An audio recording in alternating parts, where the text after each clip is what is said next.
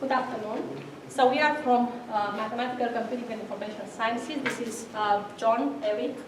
We have been studying, or we were studying last semester, some algorithms that are used in machine learning. We want to clarify also some terms today because we hear, data science, data mining, knowledge discovery, databases. So I hope that you will enjoy, and feel free to ask questions. We are here to answer, hopefully. There is a little bit of overlapping if you're here yesterday when Dr. Arup Ghosh student presented, Python and machine learning. Something will probably click if you follow the presentation as well. John, come.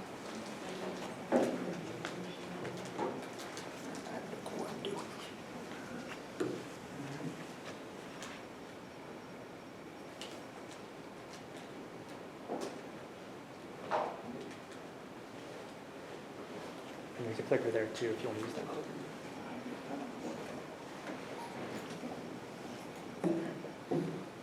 My name is Frederick, and I'm going to talk about AI, artificial intelligence, and machine learning.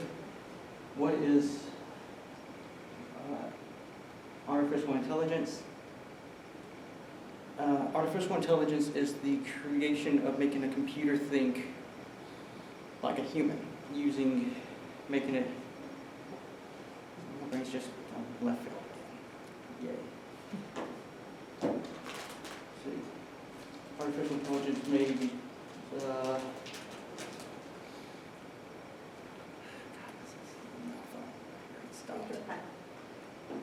Just pretend we're naked. You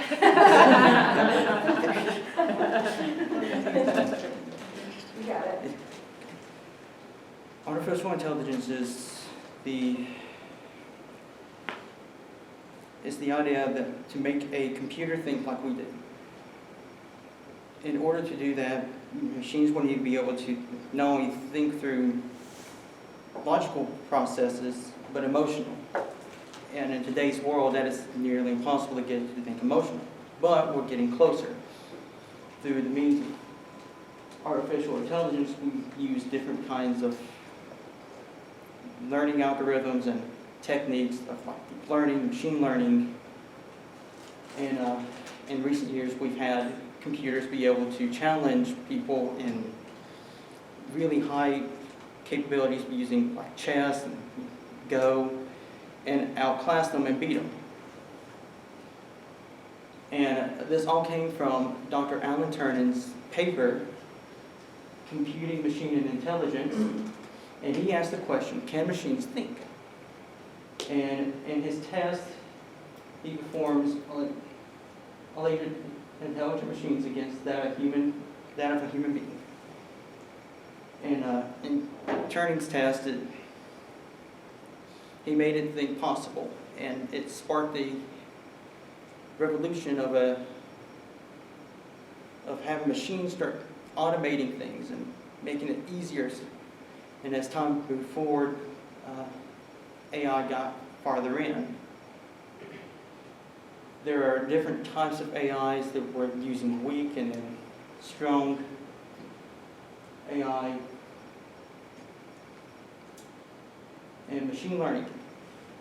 So what is machine learning? Machine learning uses several different types of ways, but a simple way to put it, it uses an input layer, then it has a little secret layer, and then it has an output layer.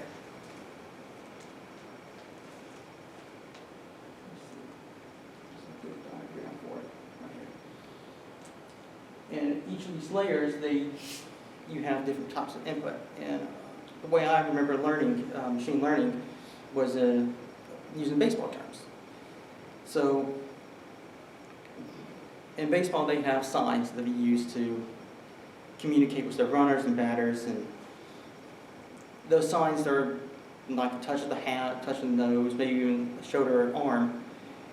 And in baseball, the players on the sidelines they kind of have the job of kind of just watching that third base coachman give that sign. And if they can figure it out, then they'll tell the coach, and they'll know if they're going to steal or they're not going to steal, if they're going to bunt the ball or not, and it can relay the information back to their teammates. But that's nearly impossible because there's all different types of way they do it. And in baseball, in order for the teammates that are running and batting to know what's going on, they have an indicator, be it touch of the nose or the tip of the hat, and then they do another move, be it touch of the arm or the ear, that tells them what they're going to do. So, in order for that to go, for them to be able to solve that, they would be able to have to look at each different time the coaches give out the signs and try to see which one. But the sign coach will always throw 50 or hundreds of different signs as a decoy to mess with the other team, so they never know what their indicator sign is or what their still sign is. But with machine learning, we can do that faster, and within the first inning of a baseball ground, people can the machine can decipher and tell what is going to be the still sign. And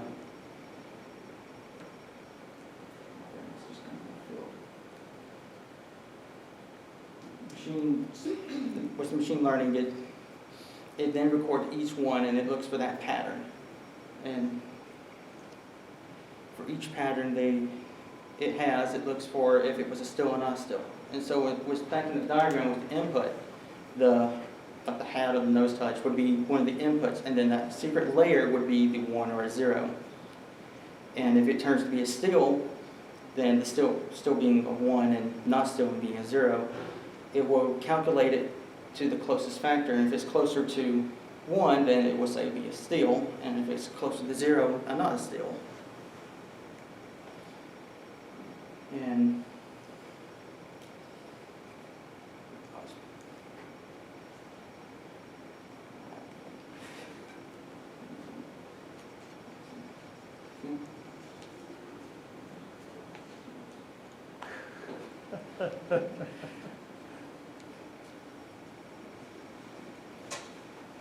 so with machine learning and AI being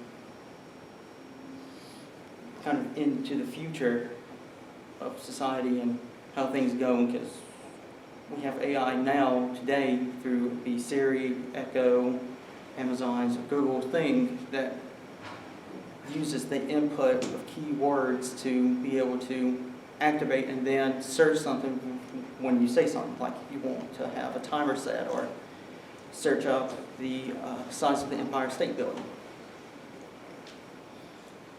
And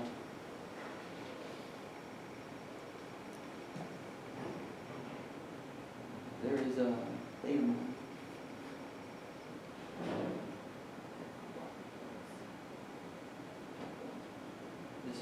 Decision trees a type of supervised machine learning using categories to make predictions. Okay, yeah. Decision trees. Yeah, that's all I got. Thank you for listening to my presentation.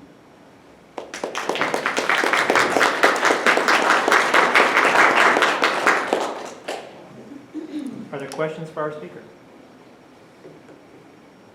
So you mentioned adding a layer of emotion, or the connection of humanness. Yes. What factors do you feel that certain, because I know a little bit about AI, so I'm just prefacing I know a little bit. What factors or what variables are being put into AI systems that actually help incorporate that human element?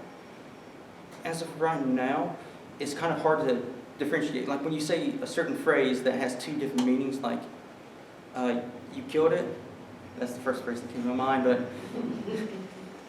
that has two different meanings. If you put it in the context of, like, you did very great on something, then that's great. Or if you killed the computer, well, you killed the computer.